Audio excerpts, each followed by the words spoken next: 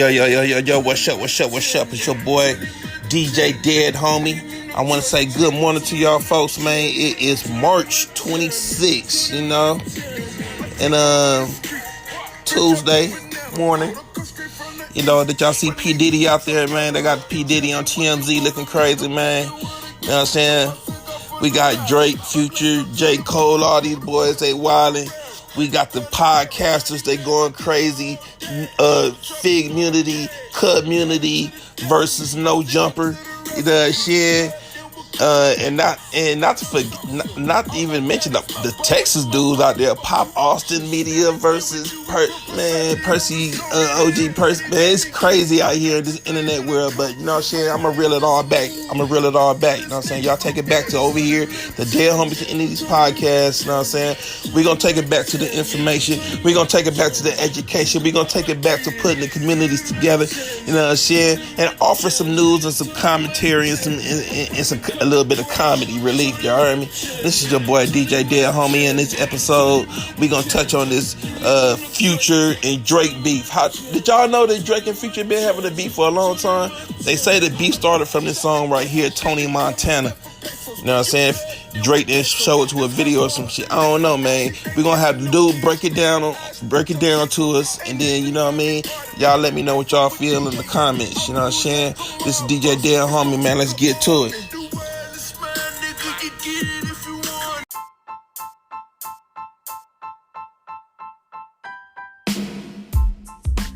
Here's the real reason that Drake and Future are beefing right now, and it's a lot more complicated than people think. In order to fully understand their tense relationship, we gotta go back like 10 years, maybe more. In 2011, Drake hopped on Future's remix of his bubbling song, Tony Montana, which was a huge boost for Future at the time, but Future did say that Drake didn't appear in the video, and because Drake wasn't in the video, he actually called it a slap in my face. He sounded a little bit hurt that Drake wasn't able to make it into the video, and he had a lot of other people who wanted to be on the remix. A little bit tense at the time, but nothing crazy. Of course, they dropped songs like Love Me. Now, that song was already big on the song, you know what I'm saying?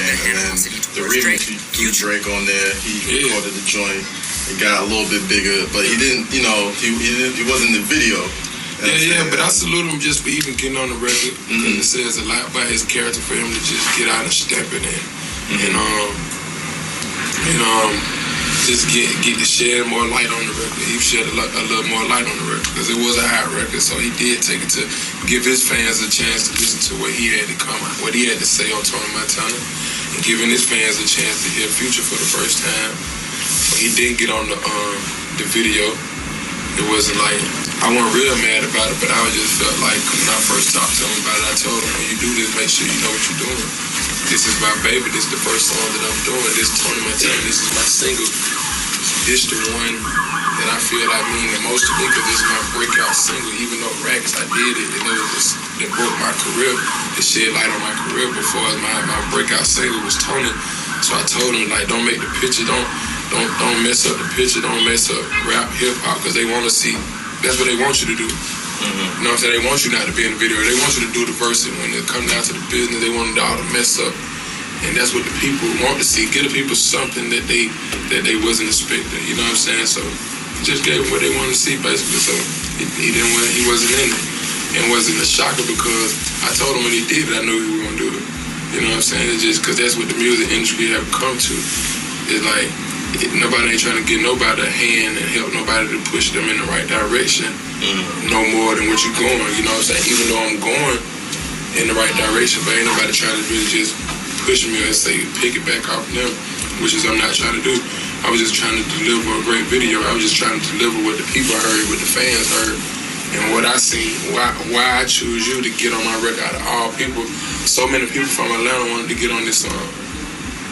And it's just like, basically a slap in my face, because they like, shit, you should have did it from somebody from Atlanta who was gonna get in the video, who wanted to be part of your video, and you go outside Atlanta and you try to get something different. I really wanted to give Atlanta something different, and when it turned out into being a slap in my face for it not to complete the whole thought.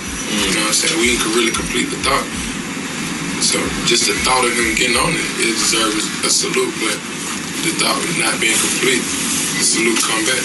Okay. I mean, even without him on, it's still a huge record. It's still a huge record. It's a huge record. Mm-hmm. But like I said, when you do something about, you want to complete the thought. Everything gotta have to make sense, and for that record to make sense, and him being on it and it taking off how I did and it being the original version, it only made sense for him to get in it. But it made more sense for us to shoot a movie to. So being that we shot the movie, it really don't even matter. Okay. All right. So the storyline wouldn't even connect with the way how we were trying to present it. So it was like a gift and a curse. It was a gift for him not to even show up because we had the chance to make it a movie, so people actually see what I was trying to come up, what I was trying to paint, the picture I was trying to paint with the video. So like, was this something where you reached out to him and before the video was even shot, he was like, "Yo, shoot this video," or was it like it was already time to shoot the video and he just didn't show up? Like, what happened with Is that how it was? Reaching out, people reaching out. You know what I'm saying? A lot of people reached out. Mm-hmm. Like the label tried to do what they did.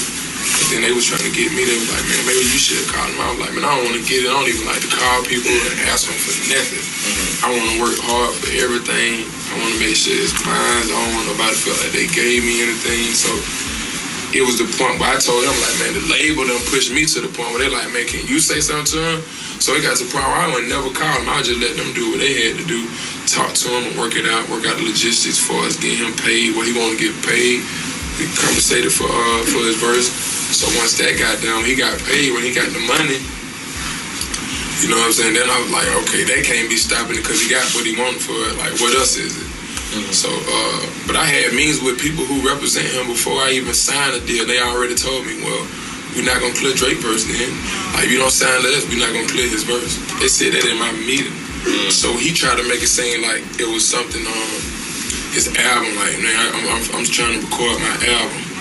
Like, I'm finished up recording my album, like 2 hours out your day.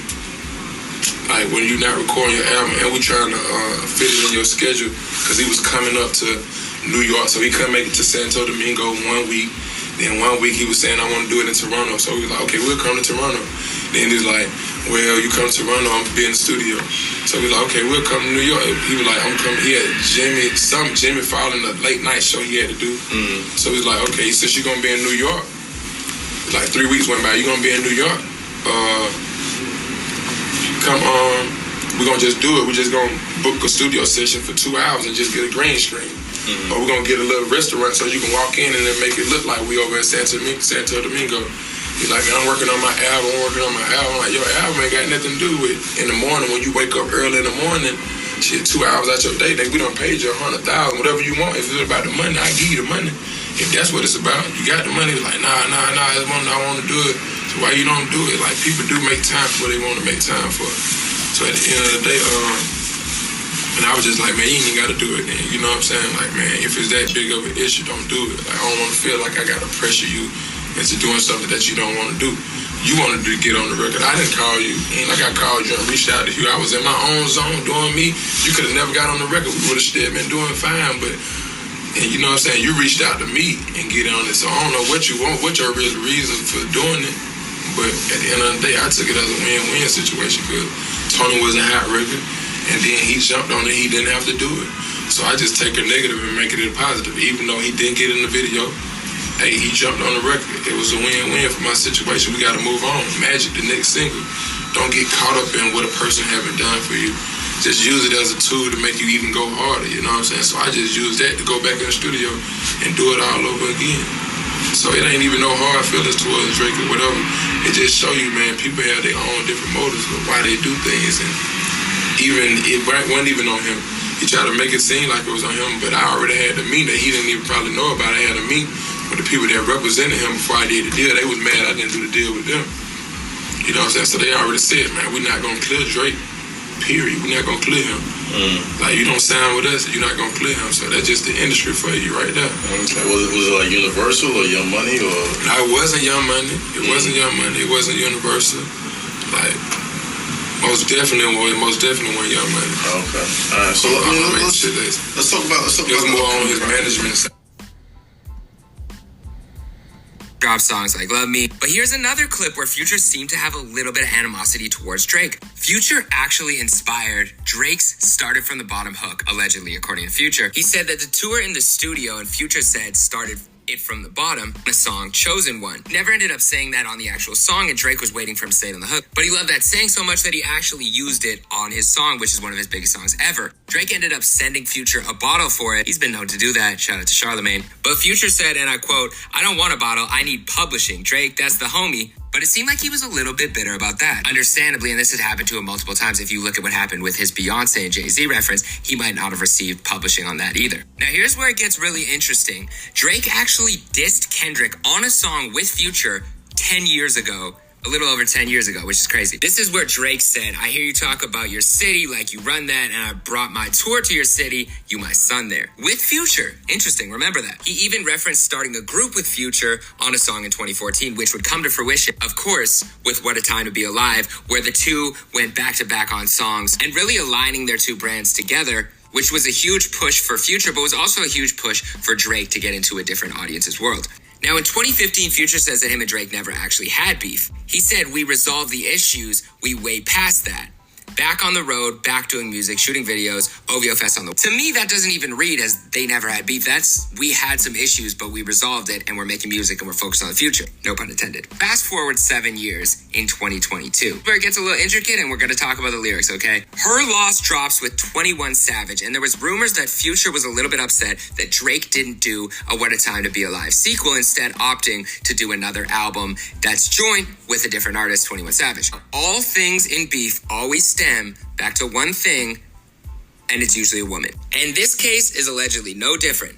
Her name allegedly is Princess Diana, and this is the Instagram that people found for her. On Fear of Heights, Drake says this. He says, "He might take you on trips and he might have some hits, but baby, not more than me. He might be at the trap and order some ones, but he ain't throwing more than me." Now, this isn't just being in the trap, like where Future came up. This is Drake, who is actually at Booby Trap Strip Club, where he is with the woman, Diana, who is also named on the song with Metro Boomin and Future on their new album. You see it right there, plain and clear. So allegedly Drake and Future were messing around with the same woman. That's not unheard of in the rap world. A lot of these girls mess with the same rappers. But here's where it gets crazy. And remember, Drake does say the lyrics begin to reveal themselves over time, peers. This is 2 years later, and we're still diving into these lyrics, okay? So some of these lines people think are towards Metro, some of them think they're towards Future, but either way, they're kind of interconnected. Somebody was pillow talking about Drake, okay, and saying how much they didn't like Drake to a woman that he was also messing with. On More M's, he says, "They ain't got love for the boy, so they fake it, crack a couple jokes to some bees on some snake." He also says, "What happened to that dude claiming OVO? We traded him." Okay, now could he have traded him in for 21 Savage for doing an album? Clearly, he was referring to Future.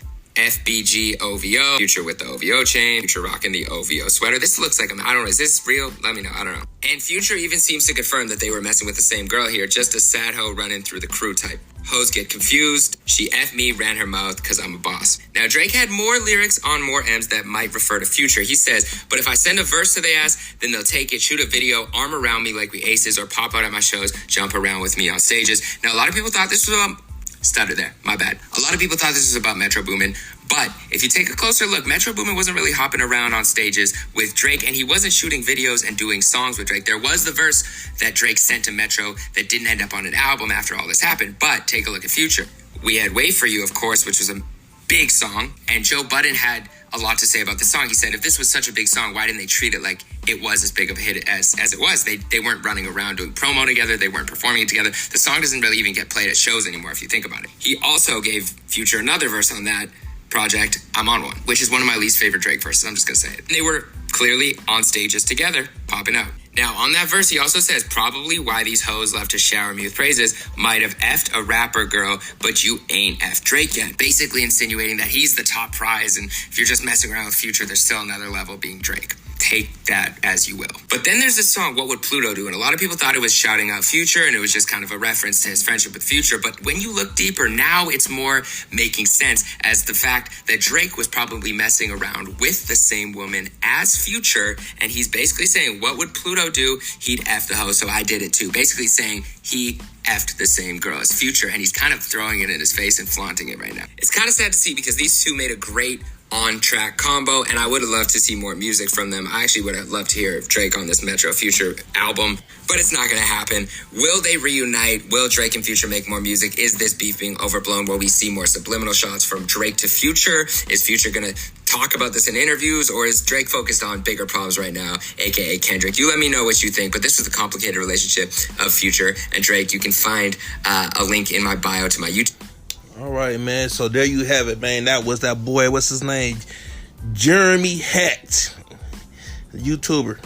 Go to his YouTube, man, for more information on as he breaks down this hip hop debunkery, man. Shit's crazy, man. I thought Future and Drake was solid too, man. I thought them niggas were gonna make some. I didn't know they had this boiling tension going on for the last 10 years. You know what I'm saying? And then, yeah, it does make sense, because I thought that was kind of odd after Drake and Future dropped that album together, man. That shit was like classic momentum. It was like dope. I would have loved to see a part 2. You know, I thought they was a tag team, a duo. And then he turned around and did the thing with 21 Savage. And it was like, damn, you turned around and did the album with 21 Savage, and then I guess that just ignited the beef, you know what I'm saying? Because as you can see, I didn't know Future was that I ain't gonna say intellect, but I didn't know he was that deep when it came to his visuals. But now it makes sense when I go back and look at his videos. His videos are like movies, and they do like have you thinking instead. You know what I'm saying? Future ain't just no regular ass just run into the studio, mumble some shit, you know what I'm saying, and throw it out there type rapper. Nah, this nigga really think about his visuals. He thinks about his art. He's really artistic with it. And that's the reason why he's where he is right now. And man, it's fucked up to him and Drake, because I fucks with Drake too. You know what I'm saying? I feel like Drake is the real, you know what I'm saying? J. Cole, Kendrick, them niggas is cool too, man. Them niggas, everybody need to just kumbaya. But you know, Kendrick Lamar ain't having all that kumbaya shit that don't look like, you know what I'm saying? And that's cool too, man. I mean, it is hip hop. This is hip hop. So, I mean, it is what it is, man. Everything can't be all sweet and dandy. But yeah. So yeah, that's the breakdown between Drake and Future beef, you know what I mean? And this is DJ Dead Homie. And y'all be on the lookout for the next episode. Peace.